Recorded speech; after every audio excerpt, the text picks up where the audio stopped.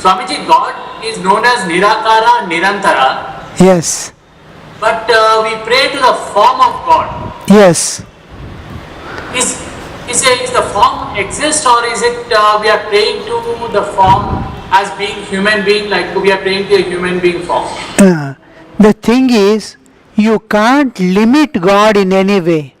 Anything that is limited cannot be God. You have to, if God cannot take a form for the sake of his devotees, he is no more God, because you are limiting him.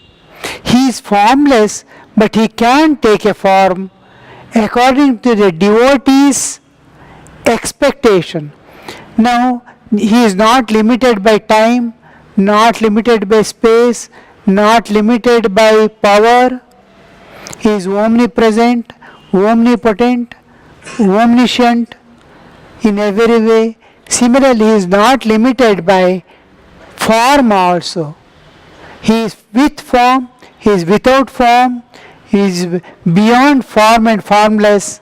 Sri Ramakrishna says he is many more things which man cannot conceive even. What is formless itself cannot be conceived by mind. Whatever you conceive as formless has already come to your mind within the framework of mind, so it cannot be formless. If there is an understanding, if it has appeared in understanding, it is with form.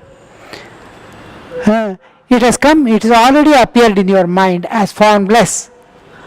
It is within the framework of mind. So, whatever you consider as formless is also not formless. Is within the framework of mind. So, formless, Nirakara, Nirguna, Nirakara is conceivable only when mind is not there.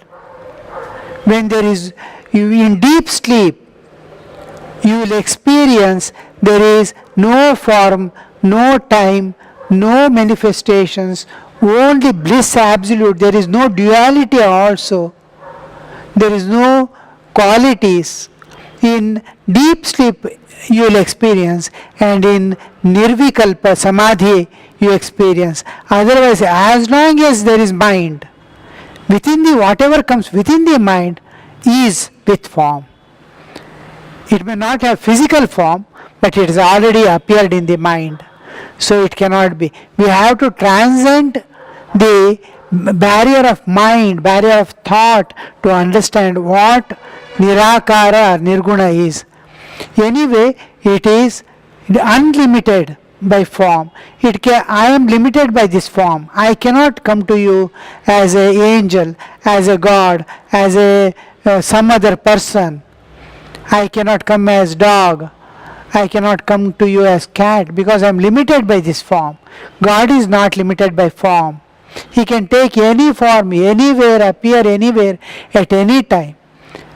Just like in your mobile, the words become formless, the soundless. It becomes all pervading. Again, manifest in your mobile as sound. It is taking form. It is appearing in the form of sound. It is appearing in the form of air. When I say in the form of, when we say form of air, form of space, their form gives a different meaning, you see. It is conceivable by mind. So we say form. A ghost came in the form of wind. Wind has no form, you cannot see it, but you can experience it. It can be perceived by mind. So there we use the term form. So God actually appears first in the form that you conceive. Then he reveals himself, various aspects of his existence. Look at me in this way. Look at me when I was actually Rama, when actually Krishna, how I was. You look me in this form. Just like he showed to Arjuna the Vishwarupa, which he wanted to see. So God is not limited by form, or He is not, if you say he is only formless, he cannot take form, you are limiting God. It is no more God. Once one Islamic person, one Muslim was traveling with me in a train. He asked, what are these forms of Ganesha and all funny forms you have? How do you worship? Do you really call it God?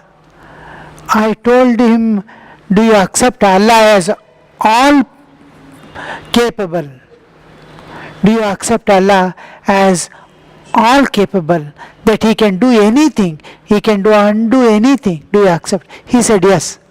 Then can he come in the form of Ganesha to me? He was silent for a while.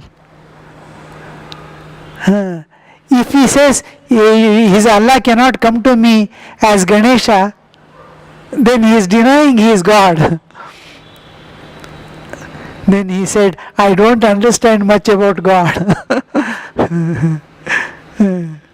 But then I told him, see, you must accept, don't limit God in any way.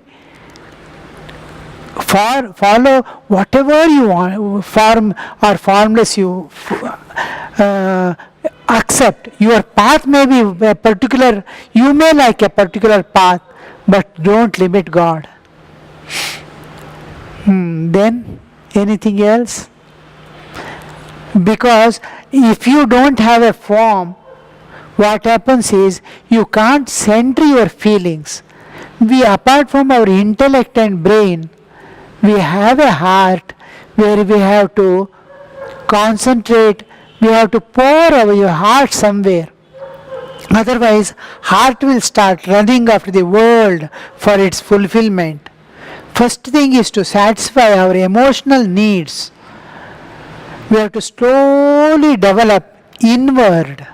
We have to turn all our propensities inward.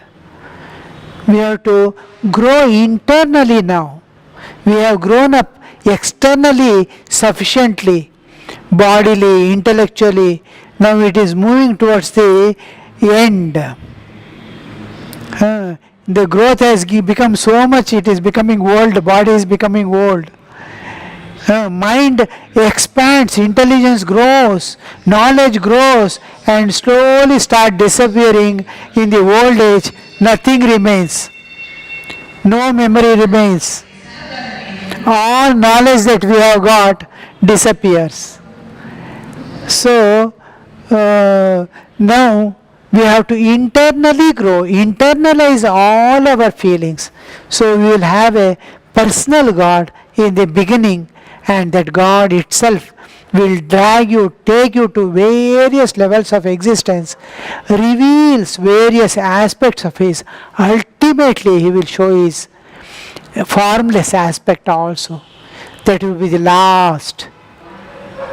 Even after that, you will see Him in all beings and all beings in Him.